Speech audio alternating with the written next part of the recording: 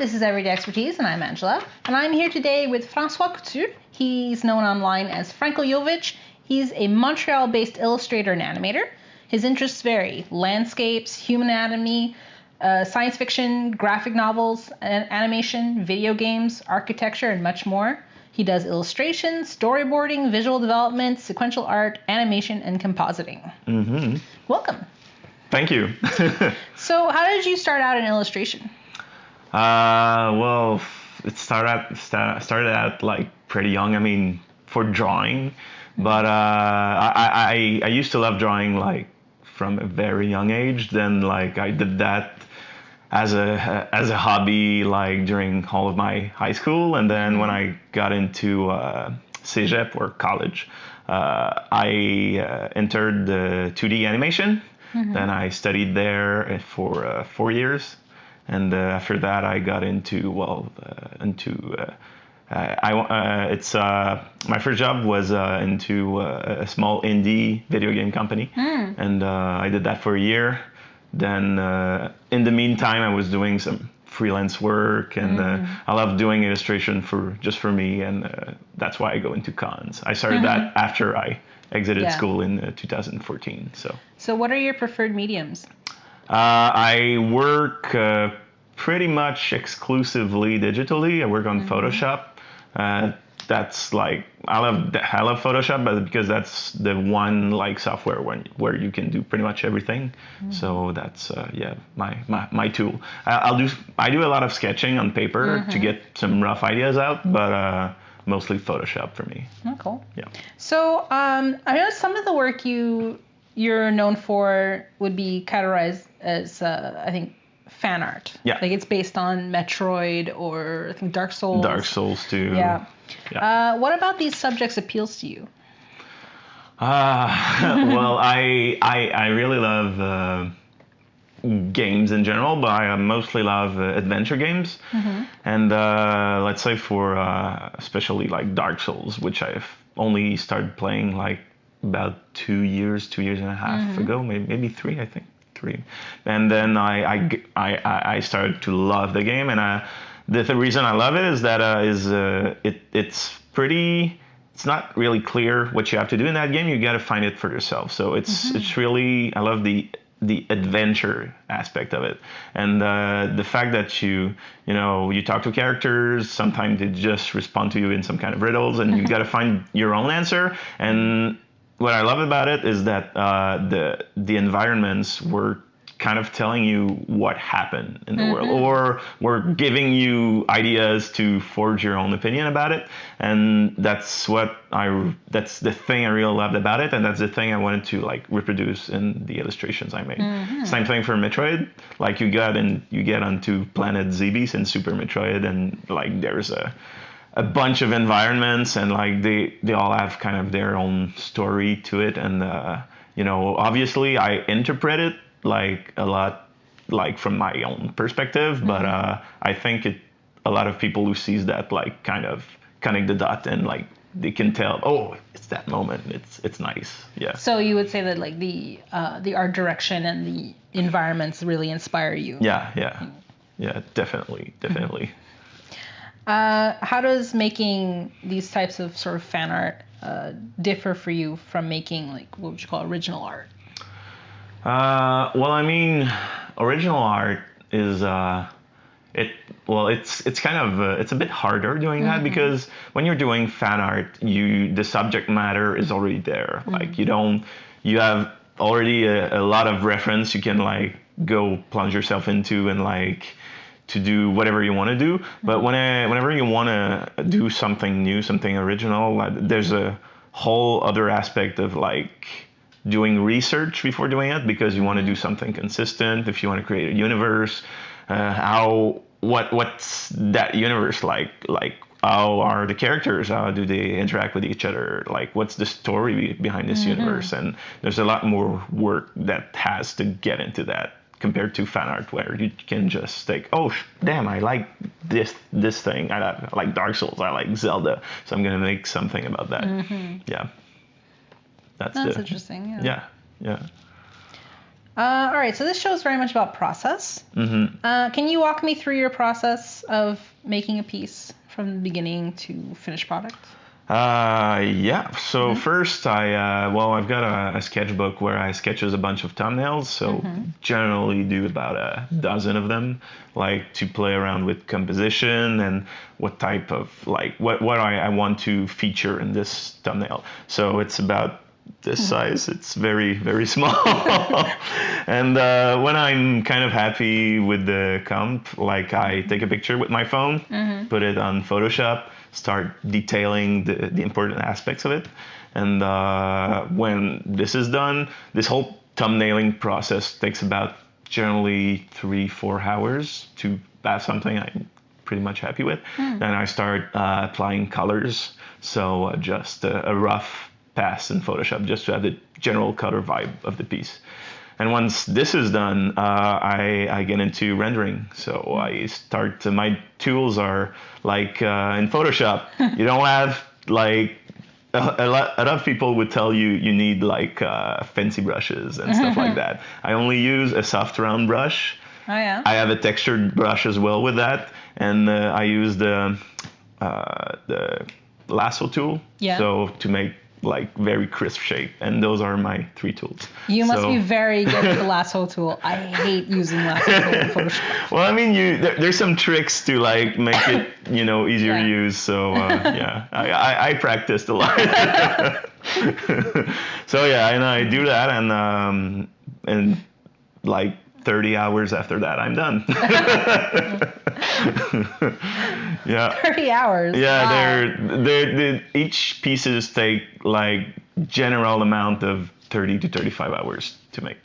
Wow. So there's no photo bashing. It's just drawing, and that's what I love to do. I love to draw. Do you use a tablet or is it mouse? Or? Yeah, well, I mean, you can see it. You cannot see it, but I've got a screen monitor. He has a big monitor. It's pretty cool. Yeah. Right. Yeah. Okay. So other than I guess Metroid and Dark Souls and Zelda that we've already mentioned, what would you say are your major artistic influences? Well, I mean, I think I can recall a moment where like I've played. It was a game, and like when I played that game, it was Journey. I think it released in 2011. At that time, I had a clicking moment when I saw, oh shit, you can do like so much with like no textures and only colors. And that was like a revelation for me. So I got inspired so much by this game, and then like at this point, like the art direction of what I was doing took a steep turn. Yeah, I should say, and and I started doing something that was more and more like with clean shapes and strong colors. And I can say I've got a lot of illustrators that inspired me. First and foremost, I think Kilian Eng. He's a Swedish or Danish, I don't know, but he comes from, he's a European, and he does a lot of pieces with like big landscapes, and like it's like all the characters are super tiny in it, and like you see the majesty of everything. So it inspired me a lot to do like the kind of composition I do right now. But other than that, Mobius I love very much. Sparth is also one I love. Damn, it's when people ask me that I don't remember which are my influence.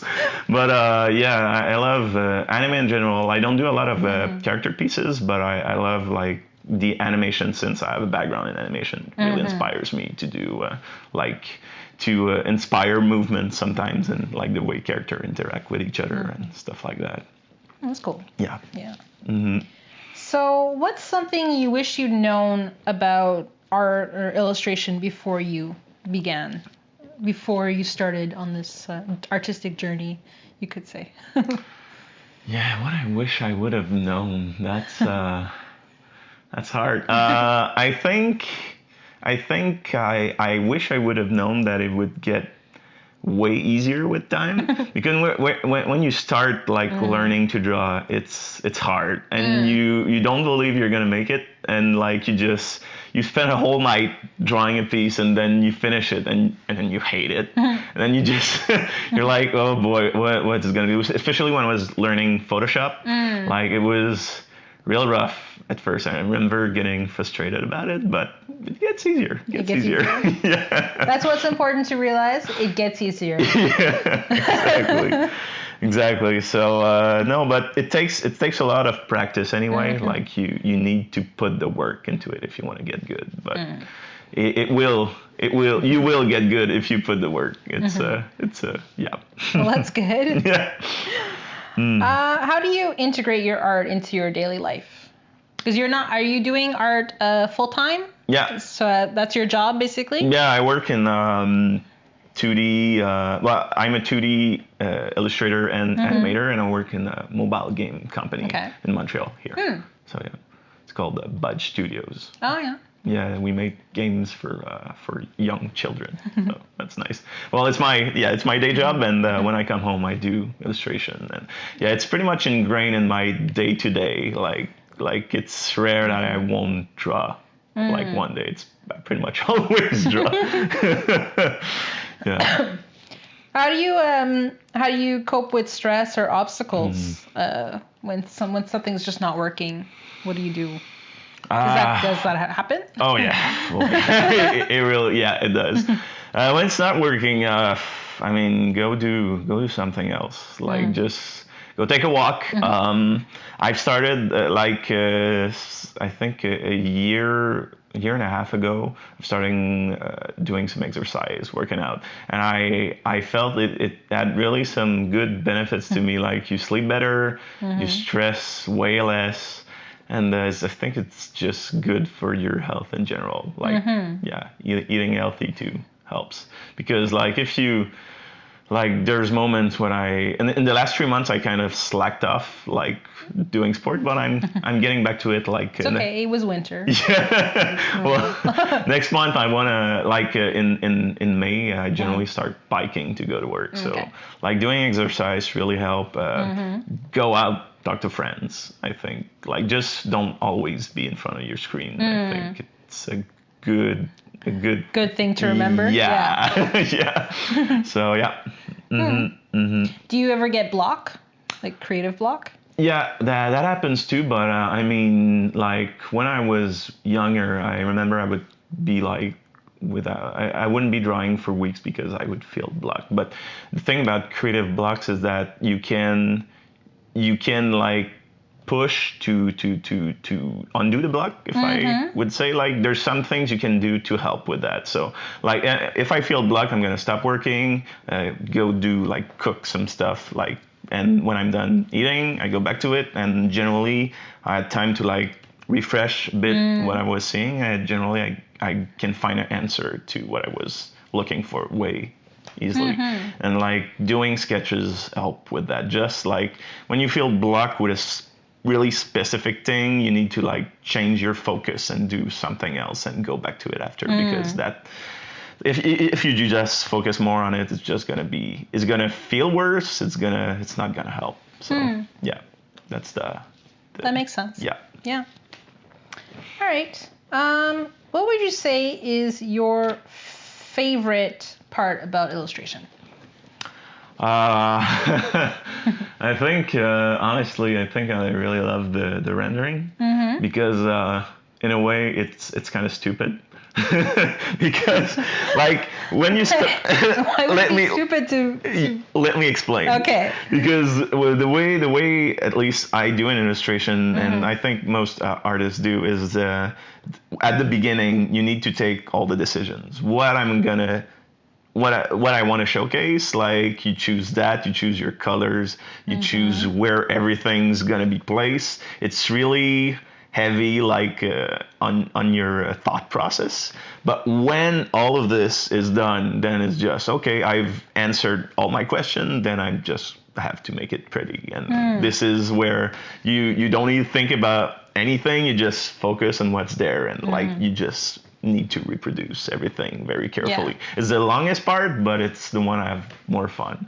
Like, and that's something I've been like having some kind of issues with, because I have a tendency to rush the first process and to go into the rendering faster. So, but I don't. You don't do that, because like the first process is the reason it's why it's so intense is because it's very important. And like if you botch it, well, you're gonna go into rendering and you're gonna be like, oh damn, I didn't think about that. Like there's something that aren't working, and like you need to go back, and that just makes everything longer.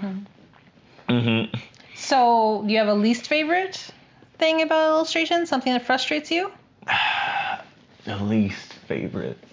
Yeah, I must have something like that. I think. Oh yeah. Well, it's not. I don't hate it, but it's definitely harder. Like drawing architecture. Like it's like I don't know if you saw my Bloodborne piece that I made with. Possibly. Yeah, it's a fairly recent one, and generally my pieces take about 35 hours to do. But with architecture, everything needs to be like constructed so it doesn't look weird, because my most of my other pieces were like more organic. So you draw a tree, you can draw it any way you want, and it's gonna look good. Yeah. But architecture needs to look a specific way, and for that reason, it's way longer. Like normally, it should have took me like 35 hours. It took me 45, because like there's more work to put into doing it. So the fine detail. Yeah, the fine details. But other than that, I mean, when I do characters, I guess maybe no, I don't like. If you go like 5 years ago, I would have said like hands or feet. But right now, I think I got like they're not way far from perfect. But I don't rush on it the way I used to rush on it. So I think it's good. But they're always harder to do. Like whatever you do, feet and the ends are hard to do. Hard, yeah. Well, I think, yeah. I'm sure you're not the first artist. No. Who's like, I don't like doing hands. Exactly. All right. I think we've talked about a lot, but do you have any advice for people who want to start in illustration? Yeah, I do. First, I mean, when I was like, just to put into context, when I was like a teenager, I would draw like manga all the time. It was like, I think it's like that for a lot of people, like maybe not manga, but something real specific. And if you want to make a career out of it, if you want to go into school and like study it, you need to put what you love, put it aside, and like do things that you never did before, because that's how you're going to improve. And if after doing all these things you still want to do manga, well, go back to manga. And the cool thing about that is because you did all those new things, you're going to go back into it and have a whole new different vision about it, and it will make your art better. So I think, yeah, a big one for me is to step out of your comfort zone. Yeah. That's the best way to learn things. No, that makes sense. I mean, if you think about it, the people that you're emulating when you're drawing the manga, they did those things probably to create the manga. So it will improve you. Yeah. You know, if you do those same sort of different disciplines of art. You know? Absolutely. Like I had a teacher, an anatomy teacher, who told me like maybe that would be another one. For me at least, when you started the drawing, you always drew with little strokes, and because like it shows when you're doing little strokes, it shows that you're uncertain, and like when you are drawing, and he encouraged me like just do one big stroke. It's not going to be perfect, but at least it's going to have more character to what you draw. It's gonna add character, and like for some reason, like that thing he said to me really stuck to me. And when I do sketches, I do a lot of line art compared to what I do digitally, which is more shapes based. But on sketch, I do pretty much only line art, and like it really helped me. Like I improved crazy fast after starting to like integrate this useful bit of information to what I was doing. And like, yeah, I mean, just when you draw, just do big lines and like let it flow. And I think like you're gonna draw faster because of that, and your stuff is gonna look way better. So that's another one I think I could good piece of advice. Yeah. That's good. Yeah, thank you. No problem. All right. So basically, I think we're at the point where I need to ask you, how can people find out more about you and your work? Yeah, can I look at the camera for that? Okay.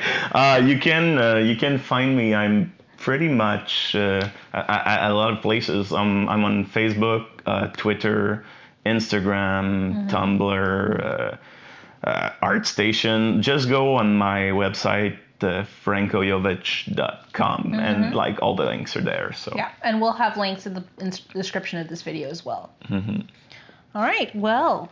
Yeah. Thank you, Francois. No problem. That was fun. Thank you, everybody, for watching. This has been Everyday Expertise. Thank you. Bye-bye. Thanks for watching. We hope you enjoyed this interview. Be sure to share this video with friends and colleagues who may also enjoy this topic. Let us know your thoughts by leaving a comment below, or check the description for our social media. See you next time.